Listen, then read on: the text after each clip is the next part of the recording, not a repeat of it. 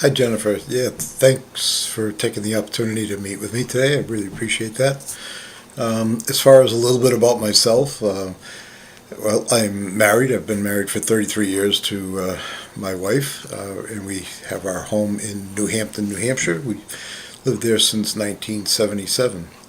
I have two children, both grown and out of the house. Two girls. One was became an occupational therapist and lives fairly close by us and has made me a grandson recently.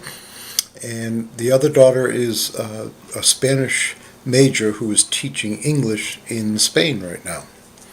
I enjoy all kinds of outdoor activities. I like to particularly hike. I do things like biking, running, different things like that. Always been competitive in some of my athletic types of endeavors. I was a wrestler in high school and college for many years, and then I actually coached wrestling for 15 years.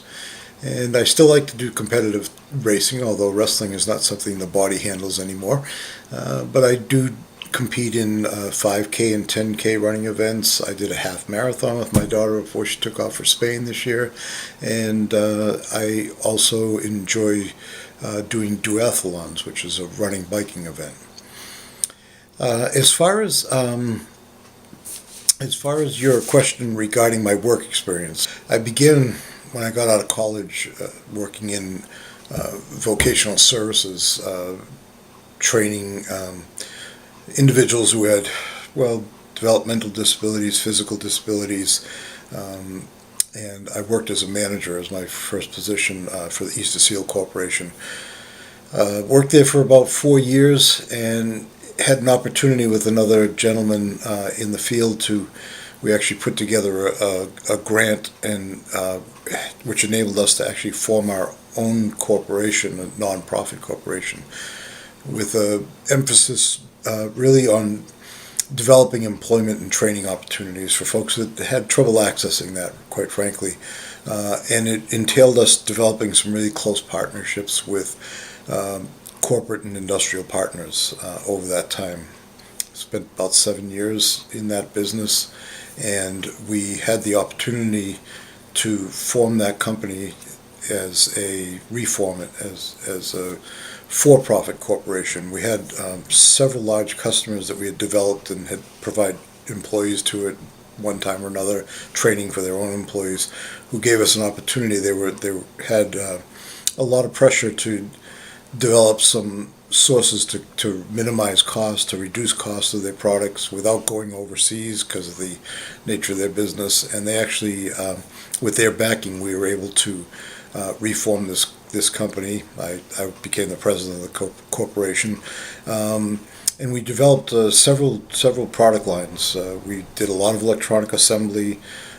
We did a lot of adhesive and form in place gasketing types of operations, and developed a medical line where we actually, as an offshoot of our electronics, we were actually a contract manufacturer for developing medical products like blood analyzers, things like that, and as a result, developed some medical packaging business that went along a lot with the products that they had.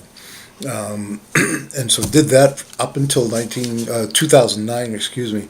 And when my partner, who was older than I was, decided that it was time to retire, and quite frankly, I didn't want to have the whole burden at that point in my career to take the whole corporation on myself.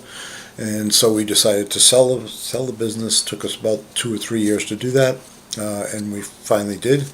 And I stayed on as the president of the new corporation for 4 years until my current position with Lake Region Community Services that I'm working at as both a trainer and a program manager. So that's been basically my work experience. As far as times when I worked well on a team, well, in my current position, a very large human service organization that has a lot of challenges for folks in terms of retention of employees. It's a hard job. It's a stressful job, and we had a situation that the turnover rate was quite high. It was costing the agency quite a bit of money in terms of retraining, rehiring, and so they had applied for a grant to address this issue and were successful, one of 3 agencies in the state, and they actually got a grant to address this, the issue of turnover, particularly as it relates to communication, which had been identified as one of the problems. So the task was that we were chosen as a trainer, and with other managers, I had to become a trainer to actually train people in a curriculum called Coaching Approach to Communication and the Coaching Approach to Supervision. It was myself, another manager, and the director of human resources. And this was it was a challenge because we had to not only become trained ourselves, we had to develop a plan to and a schedule for our agency from the top down to train everybody within the organization in these curriculums. And the action that took place was that, we and I myself had completed the training in about a 6-month time, which is what was allotted to. And we collaborated with other agencies in this process. So not only were we working as a team internally for our own agency, we were working with teams from other corporations, other agencies, and sharing a lot of expertise, a lot of resources, and a lot of what we were learning. Resulted really in, I became trained as the lead trainer, and over the course of time since we've got that, we have trained over 300 employees. Started with executive and administrative leadership, to the middle management, and then all the direct support workers, and so 300 plus have been trained. A couple trainers have come and gone, so I also had to do some training to keep that initiative going and a smooth transition. And the result really was that, after training 300 plus employees, a survey taken before and afterwards really backed up that job satisfaction had really gone up on the job. People felt that they were being heard. People felt that they had a voice, and it resulted in a 33% drop in our turnover rate, which was more than what we had expected, and it turned out to be a real successful initiative. Regarding your question about how, a time when I had a lot to do and had to learn to prioritize, similar. At the same time, the situation was just at the same time that we were doing this coaching approach to communication and supervision training as a result of that grant. One of my functions is as a gentle teacher for the agency, which is a positive behavior support trainer, which encompasses a gentle teaching curriculum. Well, we at the same time, when we were right in the middle of training for the coaching approach to communication, we received another grant for training other agencies within the state of New Hampshire in the techniques of gentle teaching. We had quite a bit of success. It was a proven model, and one of the founders of gentle teaching was a consultant to us.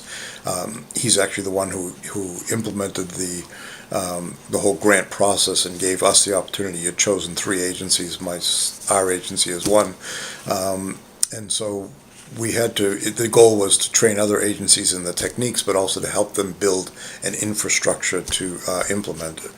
So the task was to develop a plan of action with that founder of the organization, Dan Hobbs is the name, and I was responsible for training the North Country. Our agency was kind of central and north, and so we had to do that in a course of about 6 or 8 months, so the same kind of time frame. So had a lot of things going on, had to prioritize it. My own caseload of people that I worked directly with was being affected by that, and that was part of the challenge. So what happened was that I advocated, knowing that I just couldn't spread myself too thin, I had advocated on that grant when they were beginning to administer it to allow us to actually provide training to our own organization to develop other people who were trained in gentle teaching. And so by doing that, I was able to include them in this very intensive training that was going on for other agencies, and under the guidelines that it was building infrastructure within our own agency. And so it was really valuable training for those folks, and it allowed for us to really develop our infrastructure so that we were able to keep our caseload up to date while training another agency, and really had to develop a tight schedule where every 2 weeks a month I had to be spending time with the gentle teaching curriculum training, and 2 weeks a month, which encompassed 2 days in a week, training employees in the coaching, approach, communication, and supervision. The result was that we completed training the 3 agencies that I had been assigned to, and we had established a system of follow-up for sharing information through videos, through other means, so that we could continue to grow that infrastructure for those agencies. And we also added 3 new gentle teachers to our own agency, which really helped our situation. So we were able to really keep on top of what was some very exciting initiatives that were going on at that time. Going above and beyond I guess I relate back to when I had my own business. That oftentimes required that you almost every day had to go above and beyond, because basically whatever it takes to keep that business running. And I'm thinking back to a time when our largest customer was going to phase out their contract with us, again because of some issues with having to go overseas for really it was at that time when a lot of businesses had to ship jobs overseas in order to be competitive in their area. So we were faced with losing our largest customer. We had to, so the task at hand was that we had to really focus on the marketing effort for our company in order to minimize what could be some severe layoffs. And we also had to look at the financial picture, because there was going to be a major cash flow issue in terms of losing this business. So the actions that we had to take, I met with all the managers and really corporately met with all the employees, and we actually developed a situation where we developed a flex schedule. We had a lot of women who were working for us that had children at home, so sometimes they had issues anyway with different types of meeting schedules and of family as well as work. And so we opened it up to be much more flexible schedules and allowed people to work as teams to build their own schedules. And they did have to take some reduction in time, but not jobs. And they actually really rose to the occasion, did extremely well. And so while doing that, had to also run the day-to-day operation while I was heading up a lot of marketing efforts. What we did is we went to a series of trade shows looking for new customers, and so it required me not only being at trade shows and out of state, but also to be doing follow-up with some potential customers. Long story short, the result of that was that we landed a customer, Microtouch, in Methuen, Massachusetts, that, unbeknownst to me at the time, part of their motivation was that they were being bought out by 3M Corporation. They made touchscreens, and they were looking to take on Microtouch and to really increase that business of touchscreens. And so the motivation with them attending the trade show and their follow-up with us, we did a lot of very technical soldering as part of our electronic assembly, and this job required a lot of interconnect of of the soldering of cables and different packaging of the product for protection. And so they needed to focus on really making glass in their facility and offloading the actual assembly process. And so we soon found out that 3M was the big player in this, and we arranged for a presentation to them, so that, and it basically, as a result, is that we were able to land a contract where we were able to build touch screens. At the time, Microtouch was building 3,000 a week, and this required us to build up to about 10,000 units a week with the added business that 3M was able to bring in to them. Under pressure, that past scenario I just told you about, as far as having to work under pressure, that was quite a bit of pressure in terms of the impact on the business and having to ride through that. And so that in itself was also an example of working under pressure. I guess if I'm to look at another time, we had an automotive customer that, if you're familiar with some of the automotive ups and downs, they really have very big swings in their business. And anyway, this was on an upswing time, and this particular customer was looking to not only increase the production of some gasket assemblies that we were doing for them, but they also wanted us to take over this whole business as a turnkey operation.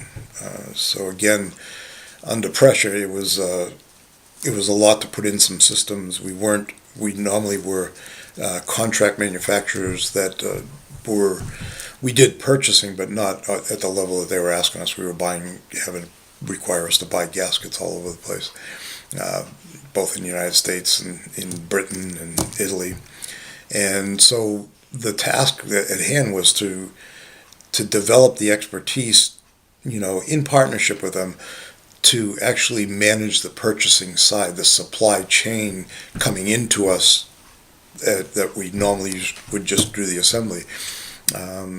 So we negotiated a few things regarding the ramping up of the production. We negotiated some milestone incentives where we were, if we hit certain targets, we received some incentives, which helped with the labor force who had to work some extra hours. We were almost having to have mandatory overtime, and then in addition to that, we hired a purchasing manager, a certified purchasing manager, to help us develop secondary suppliers for the ones that we inherited, just to prevent any kind of getting held hostage or having one company supplier that had issues that could affect our business and our success. So anyway, the result was that we had developed some very good suppliers, some new ones, and we really streamlined the manufacturing process.